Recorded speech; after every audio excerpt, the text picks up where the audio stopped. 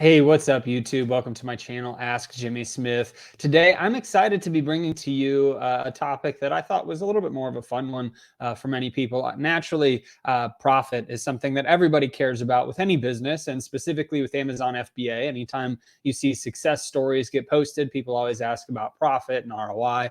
And naturally, they should, because it's fairly simple to sell $1 million+ on Amazon and not make any money. That's a pretty easy thing to do. And so today I wanted to talk to you about how you can increase the amount of money that you're making, the amount of profit that you're actually bringing home at the end of the day. And there's a lot of different things that can go into this, right? If you're dealing with prep centers, if you're dealing with, doing the prep yourself, if you have specific managers that you work with, or if you've got different things that you can do. But ultimately, I wanted to give you 7 different profit hacks. And yes, I believe that these are hacks. These are different ways to go about looking at the products that you're selling in your business and finding ways to gain more profit out of them. And ultimately, some of these may work for you, all of them may work for you, but I would recommend taking the time to look at least a few of these and see what you can do to add them into your business, because it's going to be able to help reduce the amount of money that you're spending on your inventory. Sometimes even on your replenishable products, you can use these things to reduce the cost of those products,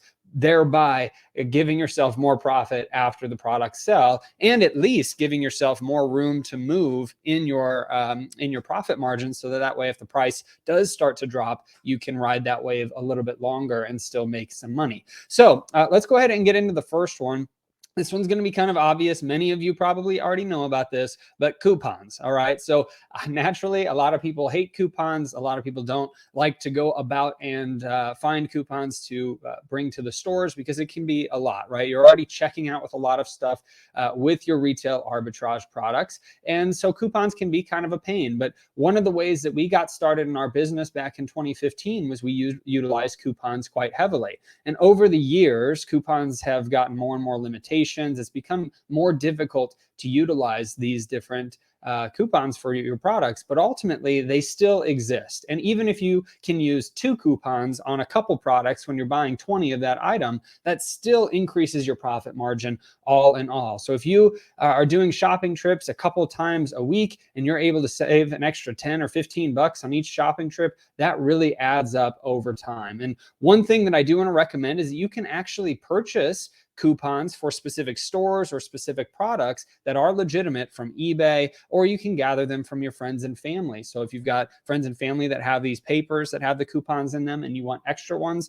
sometimes they'll be willing to save those and give them to you. But coupons is definitely an excellent way to still utilize it. You can't go crazy like you could have back 5-6 years ago, because limitations have been imposed, but ultimately it can still add to your bottom line. And I believe that's worth mentioning as a hack for retail arbitrage. And let me remind you, this is specifically for retail arbitrage. I'm going to be talking about profit hacks for online arbitrage in a different video, and I just wanted to remind you of that. So if you're curious why I'm not talking about any of the OA things that you can do to increase your profit, it's because this one's specifically dedicated for retail arbitrage. So the second one is talking to managers. And for many people, this is a scary thing to even think about doing, because ultimately talking to managers of a store feels a little bit risky. Maybe you run the risk of talking to a manager and they don't like what you're telling them. Maybe you go up and you talk about what you're doing and that you'd like to get a bulk discount, and they just laugh in your face. Who knows? But ultimately, what I want to point out is that if you never ask, you'll never know anyway. And more than likely, they're just going to say no or yes. And that's not going to hurt your position in the store. You can still buy the products just the same as if you had never talked to them anyway. So I recommend talking to managers, even in national stores, although I would avoid Target and Kohl's and stuff like that, where they're a little bit less friendly towards resellers. But I would definitely talk to the managers so that you can come to them and say, hey, I know that you've got customers that are trying to buy these products. I want to buy all of these products, and I buy them on a regular basis for a business that I'm shopping for. Is there any way that I can order them bulk from you on a more wholesale basis, whether it gets me a better cost, or at the very least, I get the same cost and can just order more in bulk? That can help tremendously. We've been able to save some money by doing that, because the managers will let us order items in bulk at a little bit of a discount. Or even if they don't, we can get more, which also ultimately increases our profits, because we're able to sell more of that on Amazon. Additionally, if you're trying to buy any clearance products, definitely talk to managers, because if you're going to buy the whole lot, sometimes they'll be willing to work with you and give you a deal if you're going to buy 100 of an item. I don't necessarily recommend that. That is just something that we used to do consistently, and we would get sometimes a decent amount of profit off, especially if you're in more of a rural area and in a national store that needs to get rid of these items anyway. So the second profit hack is talk to managers, because they can help you either order more products, which ups your total profit, or they can help you to order more products at a lower cost, which also widens how much profit that you have in that particular product. The third one is discounted gift cards. Now, I know that for many people, this can be a little bit of a pain point. And the reason I say that is because many discounted gift card websites aren't exactly fun to work with. Sometimes they're a little bit slower. Sometimes ultimately they don't have the gift cards that you want. And even sometimes the gift cards don't work. And so I know this one can be kind of a pain point, but I do recommend doing this, and it doesn't have to be just in your business. If you're going out to eat at a restaurant, get a discounted gift card, save 10%, save 15%. That money adds up all in all, especially in the current economic state that the world is in. Any little bit matters. And ultimately, I think that if you just went through the habit of getting discounted gift cards for your own personal expenses, like groceries and food and going to movies or any types of other entertainment that you do, that can help tremendously. But if you take that information and you're able to buy discounted gift cards for regional stores or local stores or even national stores, where you can sometimes save 5%, 10%, 15%, it can really add up over time. So we typically like to stay with the gift card sites that we trust, like Raise.com or CardCash.com or CardCookie.com. Not all of them are perfect, but those are the ones that we will typically use. And it's something that ultimately allows us to save quite a bit of money if we decide to use those gift cards in the stores. We will typically try to check the store before we go sourcing, so that we know, hey, there's an excellent opportunity for us to go source and save 10% at this particular store or 12% at this particular store. But if you do find yourself in a jam and you're in a store, you might as well check to see if there's a discounted gift card, so you can save a little bit of additional money there.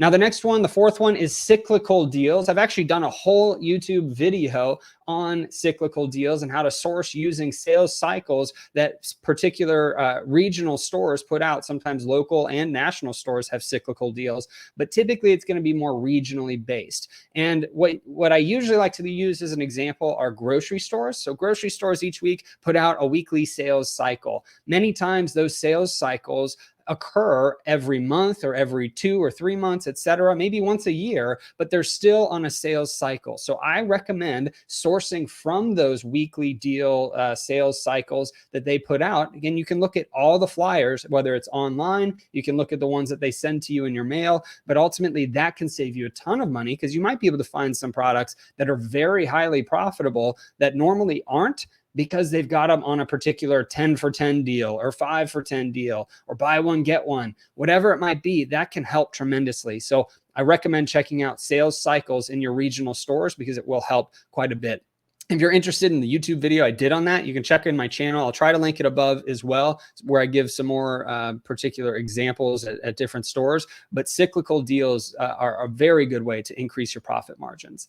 The fifth one is rewards programs. I recommend signing up for every rewards program that you can for any of the stores that you shop at from a business standpoint, because you may be able to get a $20 off coupon in the future. Maybe it's some birthday gift, or it's extra percentage off. Maybe it's discounted gas. Wherever you're shopping from, you can use those reward programs to increase your profit margins without having to do anything extra at all. All you do is sign up for the rewards program, make sure that you're buying stuff from there, and you should be good to go. That's a very simple one to do. And so I highly recommend checking out all of the rewards programs for the stores that you're shopping at.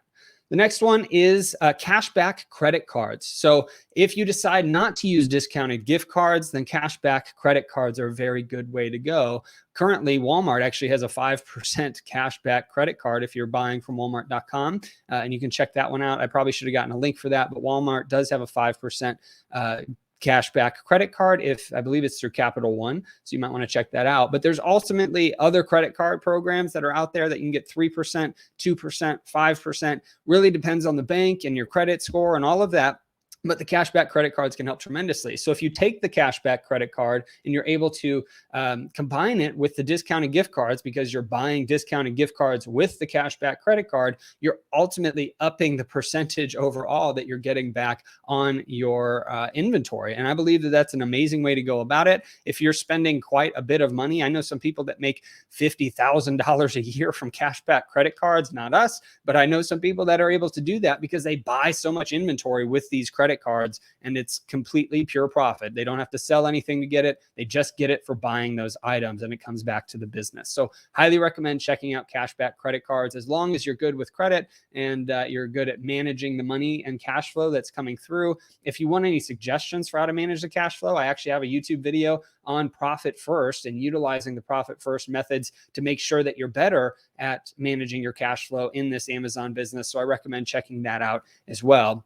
And now the seventh one that I have for this video is check online. And I know this might sound weird. We're talking about retail arbitrage profit hacks, but ultimately checking online will help you to see if there's a better deal online for that product that you're going to buy in the store. And I think that it's totally fine to look at something that may be full price in the store, do a quick search on Google, see if there's an online retailer that's got it for a little bit cheaper or a lot of it cheaper, that you can order it on a regular basis and save some profit that way. It doesn't always work out. Many times you might find it and it's going to be more expensive, but it's still something that you can do to increase the profit margins on those particular products. So all in all, those are the 7 profit hacks that I have for retail arbitrage. Comment below if you've got any extra profit hacks. I'd love to continue to make a video on other ideas. So if you have any, please comment below. Let me know your thoughts on this video. Also, if you need anything in regards to training on Amazon, head over to my website at AskJimmySmith.com, and you'll be able to find out all the resources that I have for you to be able to be successful with Amazon FBA. So thank you so much for being here. I hope you have a great rest of your day and a blessed rest of your week.